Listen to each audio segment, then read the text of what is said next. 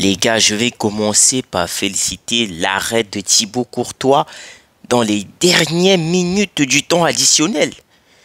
Moi, quand je vois la frappe de Sabitzer, je me dis égalisation. Égalisation. Mais miraculeusement, il y a Thibaut Courtois qui, comme toujours, même au courant de la mauvaise saison qu'a fait le Real, le mec, il te sort une parade de nulle part. Tu te dis, wesh. Mais ce gardien-là, lui, il est pas normal, hein. Courtois, il est pas normal, les gars. Salut les amis, j'espère que vous allez bien et j'espère que tout se passe bien pour vous. Alors, victoire du Real de Madrid contre Borussia Dortmund. Le Real bat le Borussia Dortmund 3-2. Mbappé, buteur, il a commencé sur le banc de touche. Mais il est rentré, il a fait une très belle entrée. Buteur sur une reprise, je sais pas si c'est un ciseau ou... en tout cas, Mbappé buteur. Gonzalo Garcia, une fois de plus buteur. Les gars, on va en parler de ce petit. Hein. Il est très intéressant, Gonzalo Garcia. Très intéressant. Fran Garcia, buteur lui aussi, les gars. Franchement, les gars, franchement, Xabi Alonso, moi je dis bravo. Honnêtement, ce qu'il est en train de mettre en place, la cohérence, le football moderne, bref, le Xavi Ball quoi. Le mec, il arrive dans une équipe presque brisée, avec des talents purs de l'équipe qui sort, une équipe qui sort d'une saison compliquée en Liga, en Ligue des Champions, en Coupe du Roi, ce que vous voulez. Donc, en fait, le Real finit une saison, franchement, pas sur une bonne note. Parce que la seule bonne note du Real, c'est le titre de Pichichi et Mbappé. C'est la seule bonne note en fin de saison. Et là, tu as Xabi qui arrive. Ça lui a pas pris beaucoup de temps pour instaurer son football à lui. Le Xavi Ball. Donner de la chance à ceux-là qui, en fin de saison, étaient potentiellement sur le départ, en l'occurrence Fran Garcia. Vous savez que beaucoup, ici vous êtes sans ignorer, il y avait des rumeurs qu'il envoyait en Angleterre. Il y avait des rumeurs qui envoyaient Fran Garcia en Premier League. Vous le savez très bien. Arda Güler qui n'avait pas tant de jeu, lui aussi, il y avait cette optique-là de l'envoyer en prêt dans un club peut-être de Liga pour qu'il essaye de gagner du temps de jeu, de prendre de l'expérience pour essayer de revenir au Real plus tard. Donc, Xavi, il arrive dans cette équipe-là. Tu as des joueurs qui sont sur le banc de touche, qui n'ont pas la possibilité de s'exprimer parce que Ancelotti, il leur donnait vraiment pas la possibilité de s'exprimer. Mais Xavi, il arrive, les gars. Oh, il leur a donné leur chance. Ah, les gars. Les gars. Le Real, ils peuvent faire mal cette saison. Hein. Franchement, je vous dis, le Real peut faire mal cette saison. Et même pas que... je vais même pas... Laissons même le côté Garcia et... comment il s'appelle là, Arda Güler. Il y a un autre joueur que potentiellement les gens ils n'ont pas vu. Aurélien Tchouaméni, les gars.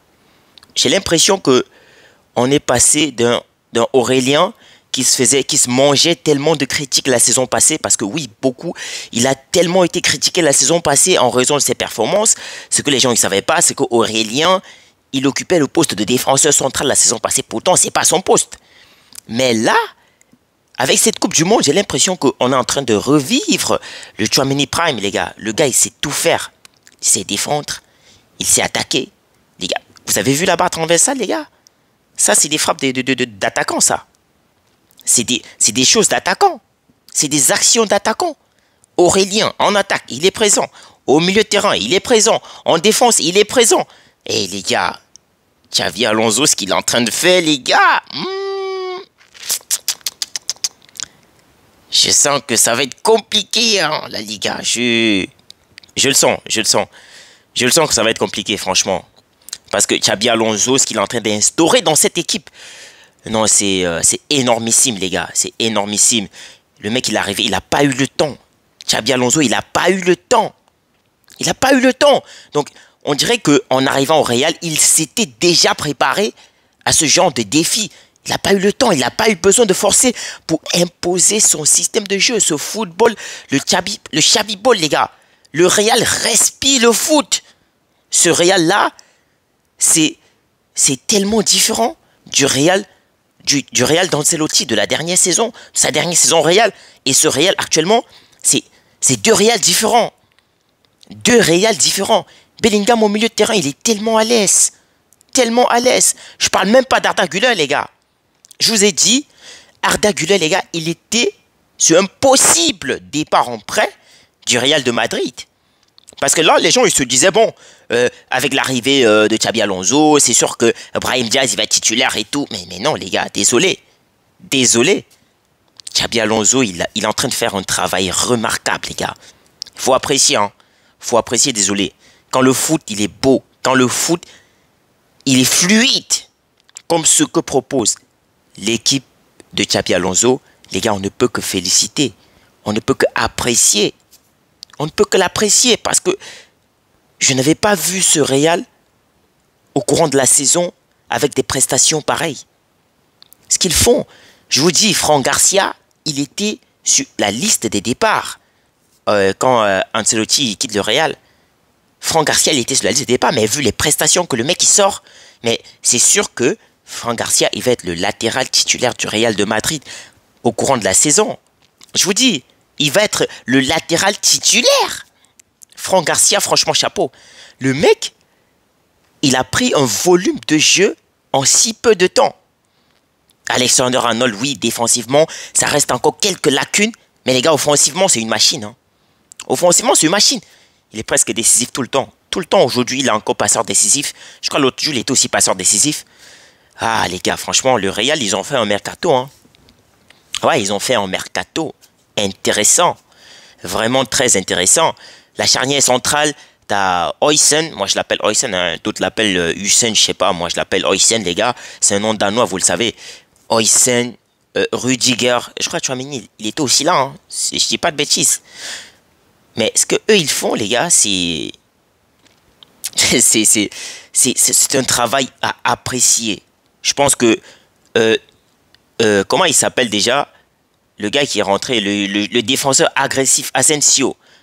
Asensio, il a fait une très bonne saison au Real. Parce que déjà, Asensio, vous savez, il n'était pas vraiment prévu qu'il soit en équipe première en tant que titulaire.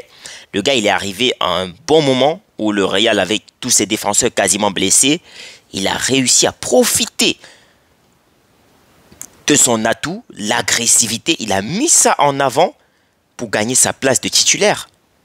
Oui, il a fait une bonne saison, Asensio. Il a fait lui aussi une bonne saison.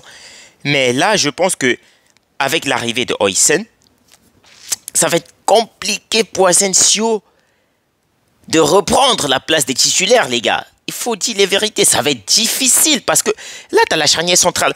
Asensio, Rudiger et je sais pas, peut-être qui Militao quand il va rentrer.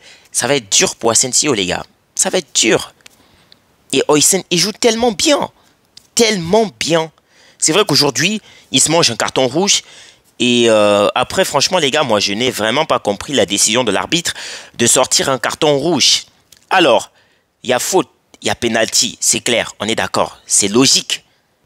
Il fait la faute, il rattrape Guirassy, il l'attrape. Mais je pense que Oysen n'est pas le dernier défenseur sur cette action-là. Parce que là, tu as Rudiger, si je ne dis pas de bêtises, qui est bien en avant.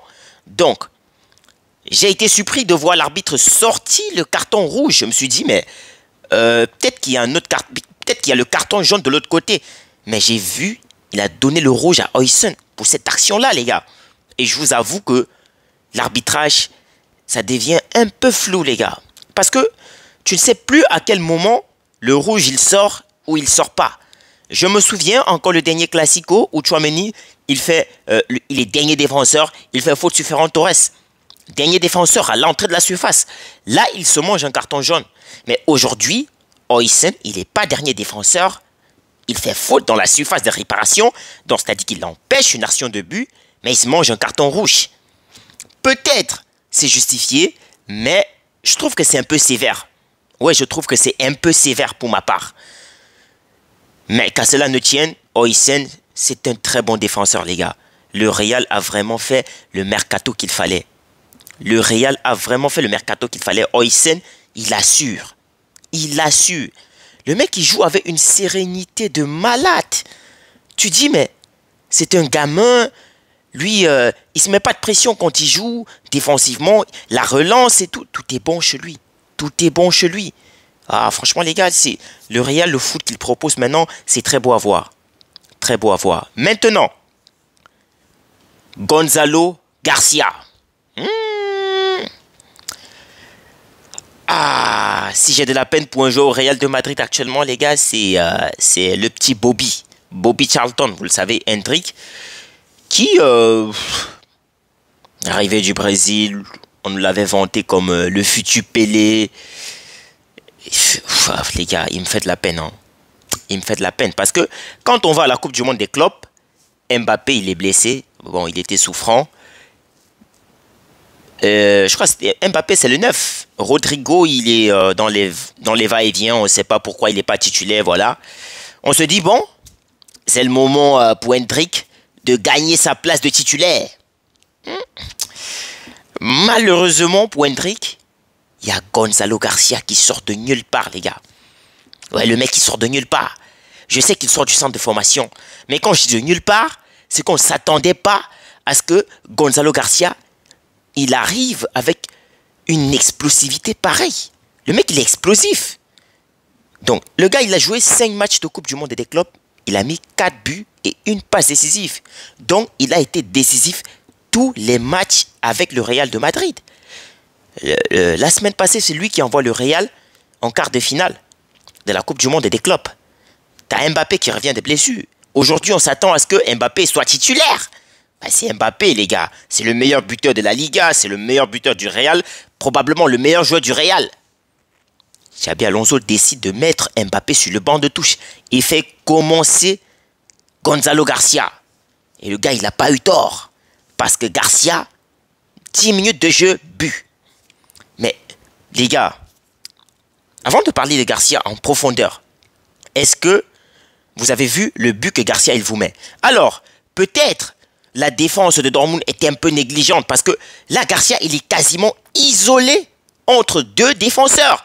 Parce que je vois le dernier latéral qui est en train de marquer un autre joueur du Real, mais Garcia, il est bien positionné au milieu de 2 défenseurs. Alors, c'est une erreur de la part des défenseurs de Dortmund, c'est une négligence. Parce que là, vous négligez. Moi, je me dis, je suis allé sur une petite théorie. Je me dis, bon, Garcia, on sait que il n'a pas encore prouvé, franchement, au top niveau. Donc, pour le coup, les défenseurs sont appelés. D'autres défenseurs ont tendance à l'oublier. Et c'est comme ça qu'il fait mal. Parce que si c'était Mbappé qui était à la place de Garcia, bon, déjà, l'appel, je ne suis pas sûr qu'Mbappé devait faire le genre d'appel là. Hein. Les gars, le positionnement de Garcia, est-ce que vous avez observé le positionnement de Garcia? Mais c'est ça qui m'intrigue. Le gars, c'est un vrai neuf. Un véritable neuf. Vous avez vu le but qu'il a marqué le dernier match du Real? Coup de tête. Moi, je me suis dit que c'était Cristiano Ronaldo. Le petit, il monte en puissance, les gars. Il monte en puissance. Et ça me fait de la peine pour l'attaque du Real de Madrid. Parce que Xabi Alonso, il ne joue pas avec le 4-3-3, les gars. Non, il ne joue pas avec ce système de jeu-là. Donc, du coup, je me dis, en attaque, Xabi Alonso, il va avoir 2 attaquants. Un vrai, un neuf et un autre ailier. Mais qui va être aussi considéré comme un attaquant. Et là, je me dis, de base, ça doit être Vini, Mbappé. Mais vu les prestations de Garcia, pensez-vous que Xabi Alonso va prendre le risque de laisser ce petit sur le banc de touche, les gars? Ah, ça va être dur. Ça va être dur. Rodrigo, il a joué quelques minutes aujourd'hui. Mais depuis les rumeurs l'annoncent à Arsenal, je ne sais pas trop pour lui. Hein. Je ne sais pas trop pour lui. Mais franchement, pour jouer au Real actuellement en attaque, va falloir batailler, les gars. Moi, depuis, il y a quelqu'un que je n'ai pas vu depuis, Brahim Diaz. Je ne sais pas s'il est blessé ou pas.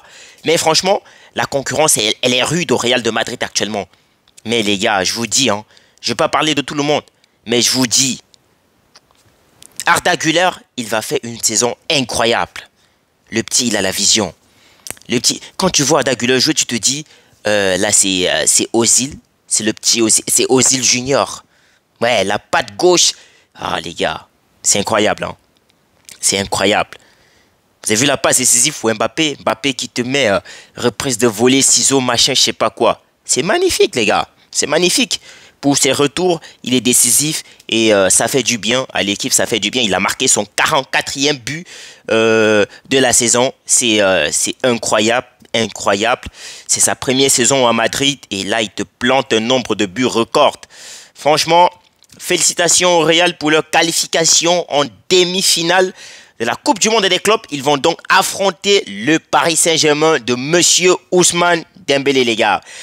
On se retrouve très bientôt pour une nouvelle vidéo. Dites-moi ce que vous avez pensé en commentaire de ce match. Est-ce que pour vous, le Real devient le favori numéro 1 pour remporter cette compétition, les gars? Pour moi, c'est oui. Ah ouais, pour moi, c'est oui. Dites-moi ce que vous en pensez, les gars.